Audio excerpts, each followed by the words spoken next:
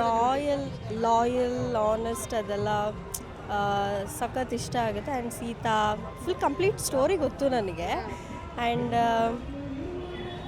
ಈಗಿನ ಈಗಿನ generation like literally I feel like ನಾನು ಈ ಜನ್ರೇಷನಲ್ಲೇ ಇರಬಾರ್ದು ಅನಿಸ್ಬಿಡುತ್ತೆ ಒಂದೊಂದ್ಸಲ. ನಮ್ಮಮ್ಮ ಜನ್ರೇಷನ್ ಚೆನ್ನಾಗಿತ್ತು ಆ್ಯಂಡ್ ಸತ್ಯಯುಗ ಆ ಜನ್ರೇಷನ್ನೇ ಚೆನ್ನಾಗಿರ್ತಿತ್ತು ಅಂತ. ಈಗಿನ ಇನ್ನು ಕಂಪ್ಲೀಟ್ಲಿ ಏನು ಲಾಯಲ್ ಏನಿಲ್ಲ, ಲೈಕ್ ಫುಲ್ ಶತ್ರು ಎನಿಮೀಸ್ ಕಂಪ್ಲೀಟ್.